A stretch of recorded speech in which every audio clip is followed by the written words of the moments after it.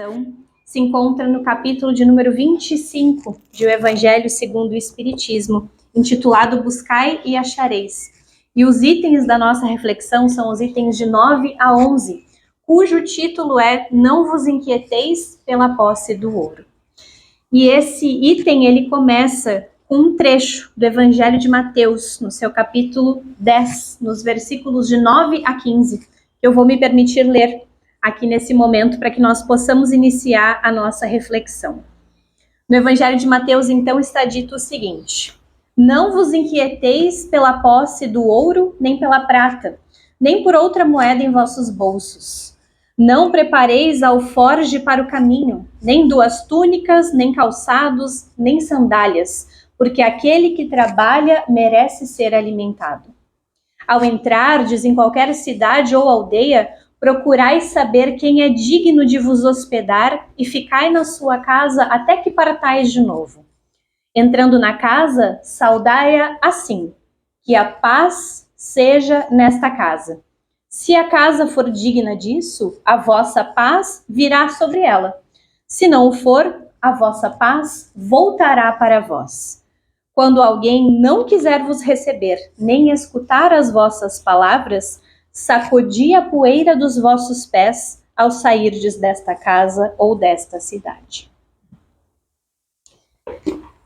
Kardec, ao comentar esse trecho do Evangelho de Mateus, diz que Jesus dirige essas palavras aos seus apóstolos quando os envia pela primeira vez para fazer a divulgação da mensagem da Boa Nova, da mensagem dos seus ensinamentos, do seu Evangelho. E por mais que talvez hoje a gente possa estranhar um pouquinho essas palavras, afinal, quem de nós hoje sai para fazer uma viagem e não toma providência nenhuma, né? Não checa se está levando o que é necessário para esse período, o dinheiro, né? Enfim, faz providências, né, para essa saída. Mas Kardec nos traz a reflexão de que naquela época era um costume oriental, né, de que quando as pessoas viajavam e que eram poucas, né, não se deslocavam as pessoas que nem hoje, principalmente pelas dificuldades de deslocamento. Então, como eram poucos os viajores, geralmente as pessoas eram acolhidas por onde passavam, né? Nas tendas, nos locais onde chegavam, contavam com a hospitalidade daqueles que lá residiam. Então, Kardec comenta que esses hábitos eles passam a mudar, né, na modernidade, quando se começa, então, quando se desenvolve de uma forma mais pujante esse deslocamento das pessoas de um lugar para outro. Tanto que ele diz que se Jesus voltasse hoje, provavelmente ele não diria para os apóstolos, né, ponde-vos a caminho sem previsões. Mas, além desse sentido próprio, que denotava um costume da época, algo de como funcionava a sociedade naquela época, essas palavras elas têm um profundo sentido moral. Porque lembremos que estamos no capítulo Buscai e Achareis, né? Na semana passada já tivemos reflexões sobre essa questão da importância da providência divina. Então, quando Jesus manda os seus discípulos e que não façam previsões nenhuma para o caminho, ele está ensinando aos discípulos e a todos nós de que nós precisamos confiar na providência divina. Essa providência que nunca nos abandona, né? Nós que confiamos na bondade infinita e na misericórdia de Deus, nós não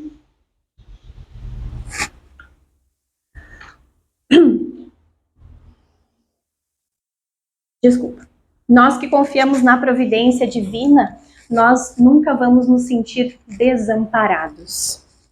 Por quê? Porque Deus conhece as nossas necessidades e provê as nossas necessidades com a condição de que nós tenhamos uma postura de proatividade, que nós trabalhemos. E é por isso que esse capítulo justamente é intitulado Buscai e Achareis. Não é fiqueis inatos que achareis, é buscar, né? Envolve uma ação, envolve esse nosso querer ir atrás. e Deus vai fornecer as condições para que nós consigamos prover as nossas necessidades. Não vamos achar, porventura, também que vai brotar o dinheiro se nós precisamos de dinheiro, o trabalho se nós precisamos do trabalho, mas muitas vezes Deus vai nos mostrar o caminho pelo qual nós temos de ir para que consigamos atingir o nosso objetivo. E aí depois a outra parte é quando Jesus diz para os seus discípulos que se caso eles chegassem a um lugar e as pessoas não os quisessem ouvir, né, não os recebessem de boa vontade, Jesus porventura recomenda que os apóstolos amaldiçoassem aquelas pessoas? Jesus porventura recomenda que usassem de violência para os dobrar aquele ensinamento e aquela crença? Jesus recomenda que os apóstolos fizessem um constrangimento com aquelas pessoas para os converterem? Não. Jesus simplesmente diz que eles procurassem outras paragens, que fossem a outros lugares, à procura então de pessoas de boa vontade que os iriam acolher e que os iriam os escutar. E aí Kardec finaliza esse item dizendo que o mesmo o Espiritismo nos diz hoje. Assim como Jesus disse aos discípulos naquela época: não violenteis nenhuma consciência, não obrigueis ninguém a deixar as suas crenças em detrimento da nossa. Não lancemos anátema, não lancemos nenhuma repreensão às pessoas que não pensam da mesma forma que nós pensamos. Ele diz: acolhei os que vierem até vós e deixai em paz aqueles que os repelem. E Emmanuel tem duas passagens, tem duas mensagens, uma no livro Pão Nosso e outra no livro Escrínio de Luz, onde ele destrincha um pouquinho mais para nós esse movimento de tirar o pó dos pés, que Jesus fala na mensagem, né? Tirar o pó das sandálias. E ele vai dizer que os próprios discípulos materializaram esse ensino de Jesus por muitas vezes deixando lugares onde não foram bem-vindos, né, onde foram muitas vezes, inclusive, agredidos, mas que o ensinamento de Jesus ele é muito mais profundo. Emmanuel nos diz que, ao falar essa palavra da gente sacudir o pó das nossas sandálias, Jesus nos recomenda que nós façamos a extinção desse fermento doentio, de tudo aquilo que não esteja de acordo com as leis divinas. Emmanuel nos diz que sacudir esse pó é não conservar qualquer mágoa ou qualquer sentimento negativo na nossa vida. Jesus, quando fala de tirar o pó dessas sandálias, ele está dizendo, está se referindo ao pó que nós costumamos guardar conosco diante de toda situação difícil. E aí ele nos esclarece dizendo que essa poeira, então, é a poeira do ciúme, da tristeza, é a poeira da mágoa, é a poeira do desencanto, da lamentação, da vaidade, do orgulho ferido, do azedume. Todos os sentimentos que muitas vezes, devido ainda ao nosso grau de imperfeição, ao nosso grau de inferioridade, nós acabamos deixando ainda brotar quando em contato com as dificuldades. Quando em contato com aqueles que pensam diferente. Quando ainda em contato com, muitas vezes, a dificuldade de nós entendermos que muitas vezes o outro ainda não está no momento e ainda não passou pelo que tinha que passar para daqui a pouco deixar que essa mensagem de Jesus faça morada no coração e que possa, então, ambos, né, abrandarem para conseguir chegar no entendimento. E mesmo nós, que já acolhemos o ensinamento de Jesus nos corações, quantas vezes ante as contrariedades da vida, nós ainda não deixamos essa poeira nas nossas sandálias e ficamos muitas vezes, não é mesmo? Rancorosos, com mágoas, tristes, rebeldes. Mesmo nós, que já acolhemos o Evangelho de Jesus dentro dos nossos corações. Como exigir do outro que tenha esse mesmo entendimento? E aí, Emmanuel nos diz que é muito natural o desejo que nós temos de compartilhar a mensagem da Boa Nova com todo mundo que a gente encontra. Porque o quão a mensagem de Jesus nos esclarece, nos consola, nos conforta o coração. E quando a gente tem contato com esse tesouro que é a mensagem de Jesus, a nossa, na melhor das intenções, a gente quer repartir com todo mundo. Com todo mundo que a gente conhece, a gente também quer levar aquela mensagem da Boa Nova para que o outro experimente essa mesma sensação de conforto que nós sentimos.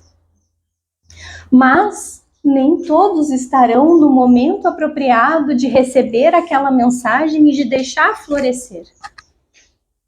Lembremos a parábola do semeador, né? Nós vamos encontrar diferentes tipos de solos. Aqueles que vão ser férteis, aqueles que não. Então as pessoas vão reagir de diferentes formas quando em contato com os ensinamentos de Jesus. Mas quando nós formos recebidos então de uma maneira hostil, Emmanuel, ele nos orienta que não é razoável que nós nos mantenhamos por muito tempo fazendo observações e apontamentos, porque isso só vai nos agastar. A gente não vai conseguir ter o êxito na nossa tarefa, que seria de o outro se apropriar daquela verdade, e a gente só vai criar para a gente muitas vezes dificuldades. Porque a gente, e aqui não está escrito isso, mas a minha interpretação também foi essa, porque Emmanuel, já sendo mais evoluído do que nós, sabe ainda também da nossa imperfeição e sabe da dificuldade que é muitas vezes nós ainda lidarmos com os nossos sentimentos, que muitas vezes não estão afinados de acordo com o diapasão de Jesus. E aí ele diz pra gente que se a gente está, né, levando essa luz, aqueles que estão na treva, aqueles que no momento estão, né, nesse lugar mais sombrio, que a gente não pode condenar aqueles que não consigam de improviso se iluminar. Ele diz que se nós estamos tentando levar o amor a quem ainda está nas vibrações do ódio, da revolta, da raiva, nós não podemos criticar o quanto eles demoram para compreender essa mensagem. Porque, na verdade, esses amigos que estão nessa posição estão sendo vítimas naquele momento, né? Das trevas, de não querer olhar para esse sol que é Deus, que é a mensagem de Jesus. Se estão ainda envoltos nessas vibrações de ódio, de rancor, ele diz que isso são verdugos cruéis.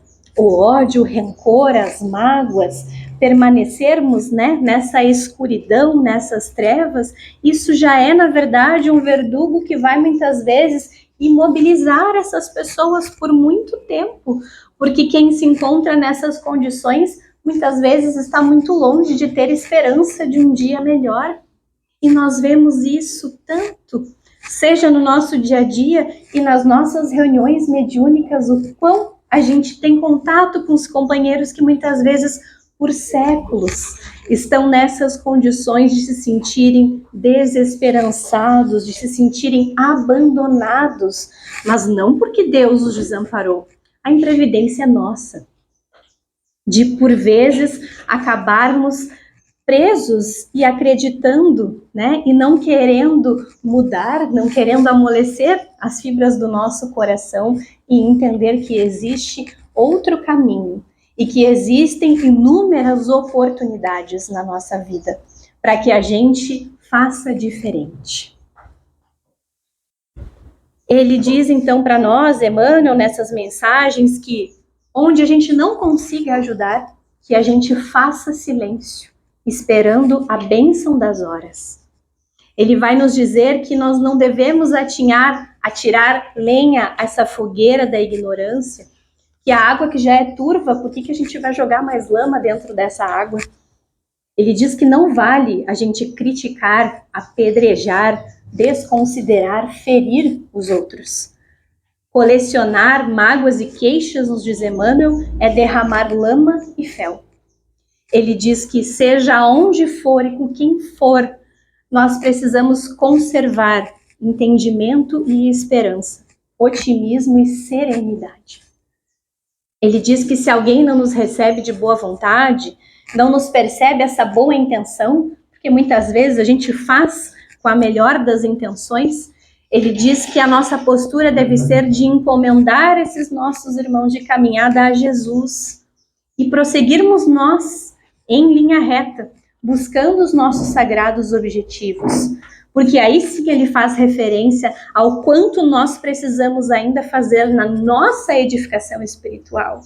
E que é em cada um de nós se melhorando, né? Tornando-nos homens novos, pautando as nossas vidas nas diretrizes do Evangelho de Jesus, é que também vamos conseguir contribuir para a edificação espiritual do mundo.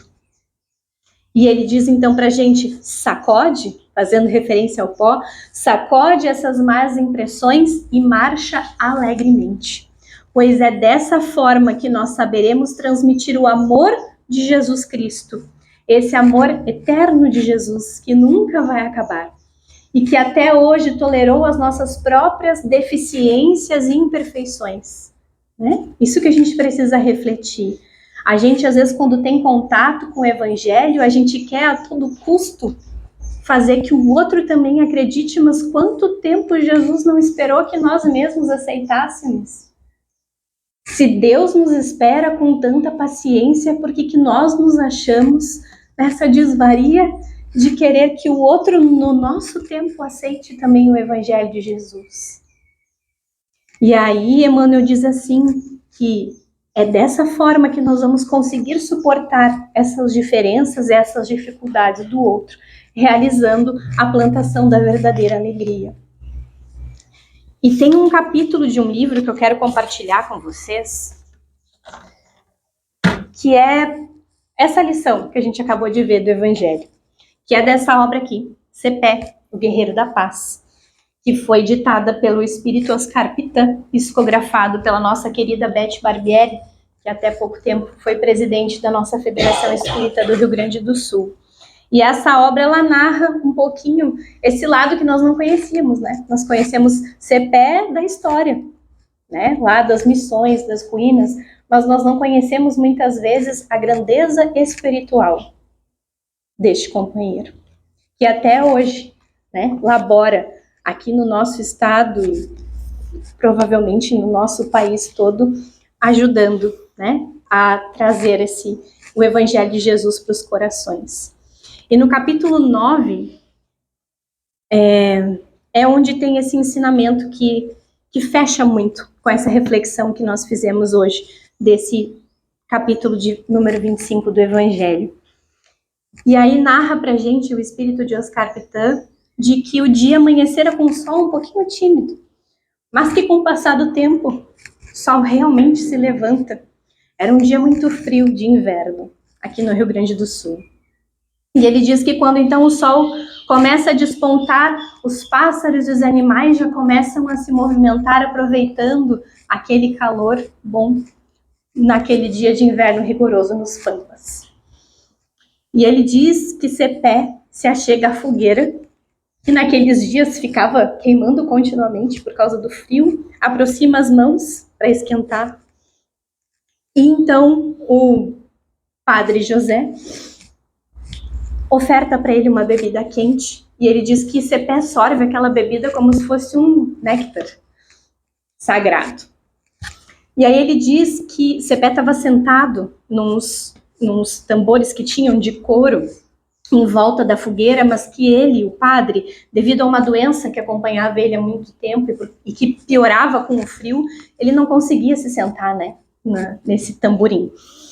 E que Cepé, percebendo essa ânsia de que o padre queria estar com ele, mas que não conseguia ficar naquela posição, ele pega uma das madeiras incandescentes que queimavam da fogueira e se levanta.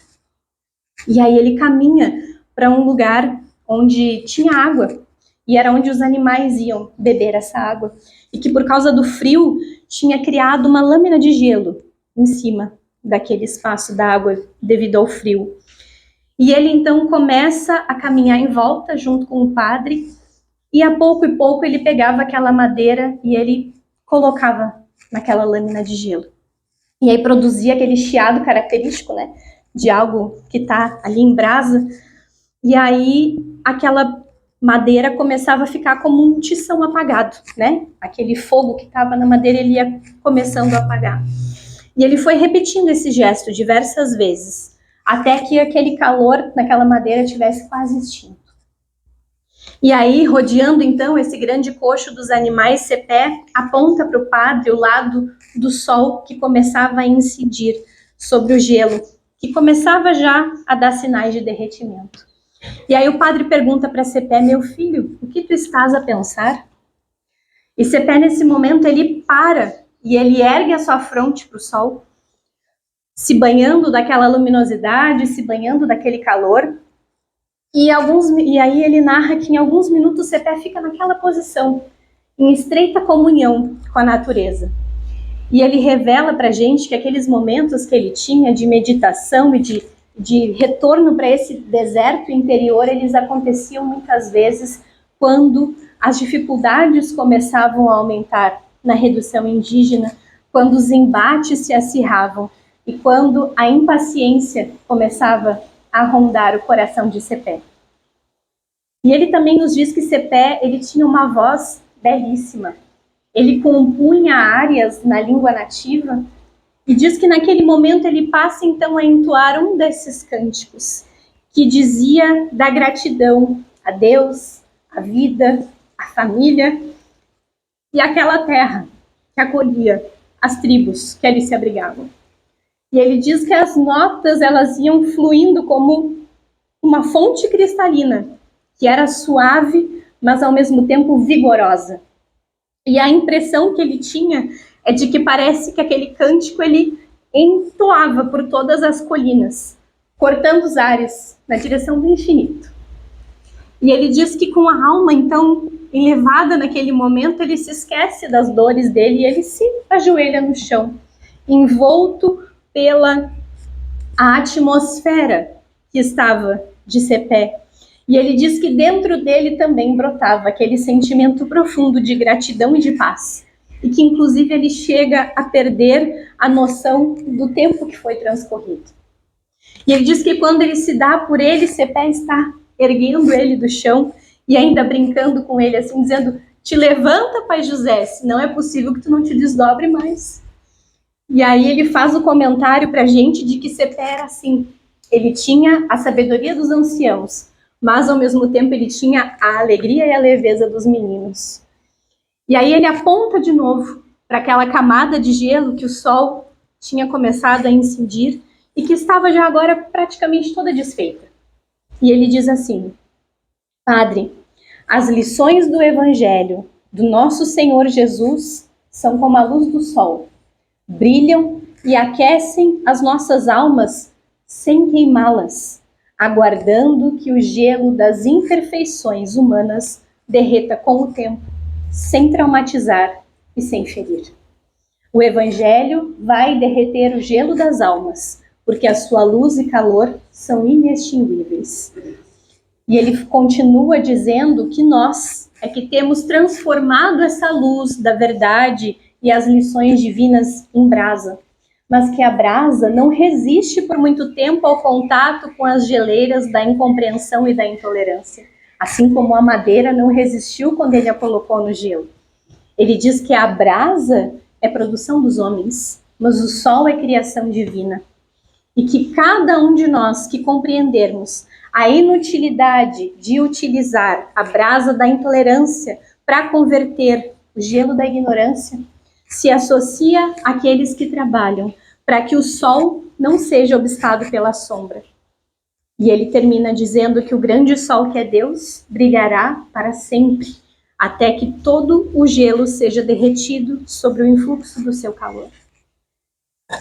Porque a verdade, ela não exige. A verdade, ela nos transforma.